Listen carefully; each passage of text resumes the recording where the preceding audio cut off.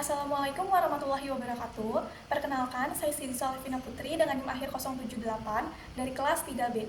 Pantai Indah Kapuk 2 atau yang biasa kita dengan PIK 2 merupakan salah satu proyek dari Agung Sedayu Group milik salah satu konglomerat di Indonesia yaitu Aguan. Akan tetapi dalam pelaksanaannya proyek ini menimbulkan sebuah kontroversial di kalangan masyarakat karena telah menimbulkan konflik dalam proses pembangunan proyek tersebut. Konflik yang terjadi ini dikarenakan adanya pembebasan lahan yang dilakukan oleh pihak swasta kepada lahan-lahan milik masyarakat, yaitu persawahan dan juga pertambangan dengan harga yang tidak manusiawi, sehingga menimbulkan kerugian bagi masyarakat. Dan pada saat melakukan pembebasan lahan tersebut juga, pihak swasta melakukan intimidasi kepada masyarakat.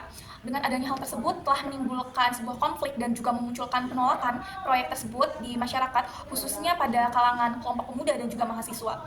Melihat posisi bahwasannya kelompok pemuda dan mahasiswa ini merupakan salah satu aktor dari kekuatan politik Indonesia dan agent of change, tentunya mereka harus ikut concern terhadap masalah ini, harus dapat mewakili suara masyarakat. Ketidakadilan yang dialami oleh masyarakat itu harus diperjuangkan oleh para kelompok pemuda dan mahasiswa. Dalam hal ini, para kelompok pemuda dan juga mahasiswa melakukan sebuah gerakan sosial sebagai bentuk representasi dari masyarakat terhadap penolakan adanya proyek PSN PIK 2 tersebut. Mereka tidak hanya melakukan sebuah gerakan yang mengedepankan cara atau metode yang konvensional, tetapi mereka menggunakan media sosial sebagai salah satu instrumen dalam melakukan gerakan. Di sini saya menggunakan teori gerakan sosial dari Sidney Terrell. Gerakan sosial dipahami sebagai sebuah perlawanan politik yang dilakukan oleh suatu kelompok terhadap pihak penguasa atau biasa dikenal dengan elit. Nah, gerakan sosial ini menekankan pada sifat kolektif untuk mencapai tujuan bersama. Nah, Terrell dalam teorinya telah menjelaskan bahwasannya terdapat 5 tahapan dalam melakukan gerakan sosial. Yang pertama yaitu adalah heightened conflict, di mana sebuah permasalahan ini mulai muncul dalam tatanan masyarakat. Permasalahan atau isu-isu itu mulai hadir dalam kehidupan masyarakat. Kemudian yang kedua ada geographic and sectoral diffusion.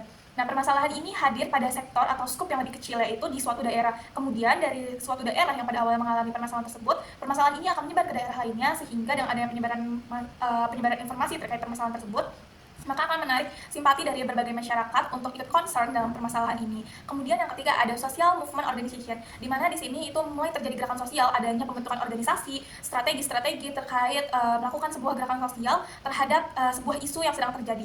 Kemudian yang keempat itu ada new frame of meanings, di mana sebuah gerakan itu akan menghasilkan sebuah pemahaman baru atau ideologi terkait isu-isu yang sedang mereka perjuangkan pada saat itu. Kemudian yang kelima ada expanded repertoires of contention, di mana suatu kelompok melakukan gerakan sosial ini melakukan pelebaran atau inovasi-inovasi terhadap metode yang mereka lakukan dalam melakukan gerakan sosial. Hal ini bertujuan agar semakin meningkatkan potensi cepatnya mencapai tujuan mereka. Kemudian berdasarkan pencarian terhadap penelitian terdahulu, saya menemukan di research bahwasannya belum ada yang membahas secara spesifik terkait gerakan sosial yang dilakukan oleh kelompok pemuda dan mahasiswa atas konflik PSN PIK 2. Metode penelitian ini yaitu kualitatif deskriptif, sehingga berupaya memberikan gambaran serta deskripsi secara mendalam terkait medsos sebagai arena perjuangan kelompok pemuda dan mahasiswa atas konflik PSN PIK 2. Teknik pengumpulan data yang digunakan ialah studi literatur dengan menggunakan jurnal, buku, berita, dan sumber tertulis lainnya dengan cara dikumpulkan kemudian dilakukan analisis dan interpretasi. Selanjutnya memasuki pada pembahasan yaitu diskursus pembangunan PSN PIK 2. Nah, jadi PIK 2 ini merupakan salah satu proyek yang mempunyai label PSN, Proyek Strategis Nasional, yang dimana ini disahkan pada bulan Maret 2024 kemarin. Jadi pada proyek ini itu akan berfokus pada green area dan eco city dengan perkiraan pembangunannya itu sekitar 1.756 hektar yang terbentang dari Kabupaten Tangerang hingga Kabupaten Serang. Nah, pada proyek ini juga akan mencoba menciptakan tropical coastline. Nah, akan tetapi dalam pelaksanaannya ini telah menimbulkan banyak konflik dengan masyarakat. Dalam pembangunannya, pihak swasta ini melakukan pembebasan lahan milik masyarakat, yaitu lahan persawahan dan juga pertambangan. Akan tetapi dalam pembebasan lahan tersebut tidak berdasarkan negosiasi dengan persetujuan antara kedua belah pihak, tetapi pihak swasta ini melakukan intimidasi kepada masyarakat, yaitu pada pemilik lahan, untuk segera menjual lahan mereka, karena apabila mereka tidak menjualnya, harganya itu akan semakin turun. Nah, menurut keterangan dari masyarakat dan juga sumber berita bahwasannya pembelian lahan ini hanya berkisar pada harga 30.000. Hal ini menimbulkan sebuah ketidakadilan bagi masyarakat dan pada akhirnya memunculkan sebuah penolakan terhadap PSN PIK 2. Nah, dengan adanya tindakan ketidakadilan yang dilakukan oleh pihak swasta tersebut kepada masyarakat, padahal seharusnya dengan mengenyam status PSN, pembangunan tersebut akan ditujukan untuk meningkatkan pembangunan dan juga taraf hidup masyarakat di Indonesia, tetapi bisa dilihat bahwasannya dalam proses pembangunannya saja sudah menimbulkan banyak konflik dan juga kerugian bagi masyarakat setempat. Nah, oleh karena itu, mahasiswa dan juga kelompok pemuda sebagai salah satu kekuatan politik Indonesia dan juga agent of change, mereka mencoba merepresentasikan apa yang dialami oleh masyarakat. Mereka melakukan sebuah gerakan sosial, yaitu gerakan demonstrasi, untuk menuntut ketidakadilan yang dialami masyarakat. Para kelompok pemuda dan mahasiswa ini melakukan gerakan sosial secara konvensional, yaitu sebuah aksi demonstrasi dengan melibatkan berbagai organisasi mahasiswa dan juga pemuda seperti PMII, Gamsut, LMND, dan lain sebagainya, yang dimana mereka ini tergabung atau berkoalisi dengan masyarakat, yaitu Karbala, Koalisi Rakyat Banten Utara Melawan. Serta salah satu dari perwakilan kelompok pemuda ini yang sangat menonjol adalah GP Ansor. Selain mereka melakukan gerakan sosial secara konvensional, yaitu melakukan aksi demonstrasi di lapangan, mereka juga menggunakan media sosial sebagai salah satu instrumen untuk melakukan gerakan.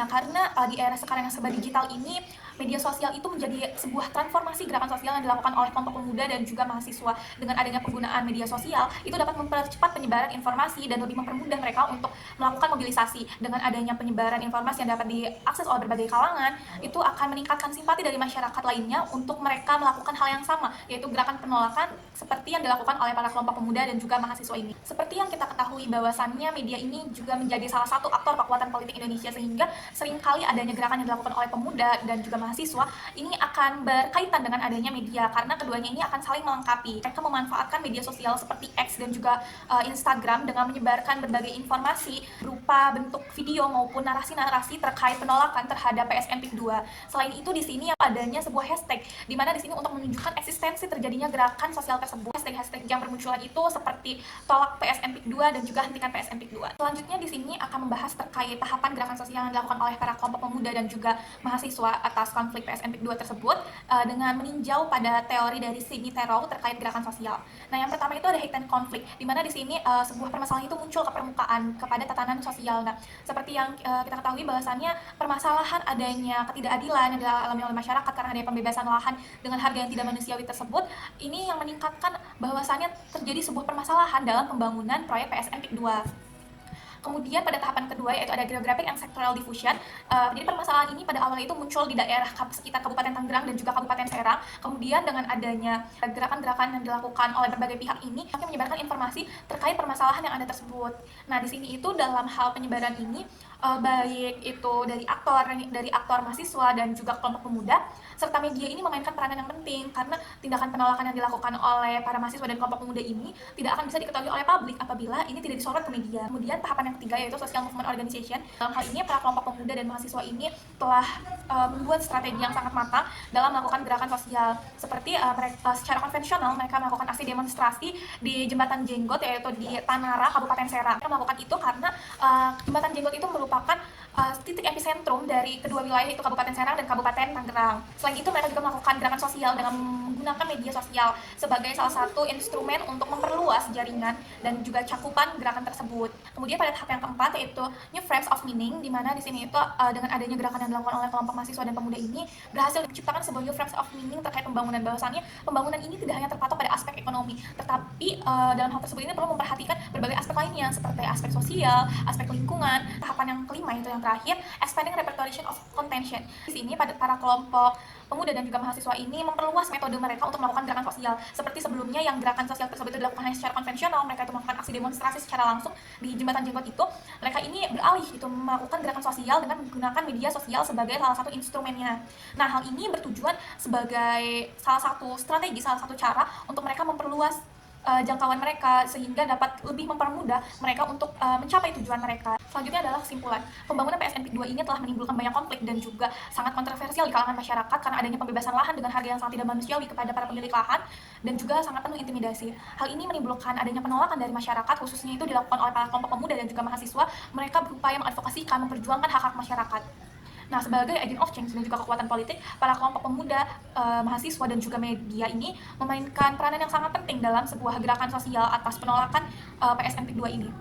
Nah, media ini digunakan oleh para kelompok pemuda dan mahasiswa sebagai salah satu instrumen gerakan sosial. Bahwasannya media ini telah mentransformasikan gerakan sosial yang tadinya dilakukan oleh para kelompok pemuda dan mahasiswa ini yang secara bentuk konvensional melalui aksi demonstrasi di lapangan, kemudian berubah menjadi gerakan sosial menggunakan media massa atau secara digital, di mana di sini dalam bentuk memposting video-video, narasi, serta adanya penggunaan hashtag yang berkaitan dengan penolakan dari pembangunan PSN PIK 2 tersebut. Cukup sekian yang dapat saya sampaikan, kurang lebihnya mohon maaf. Wassalamualaikum warahmatullahi wabarakatuh.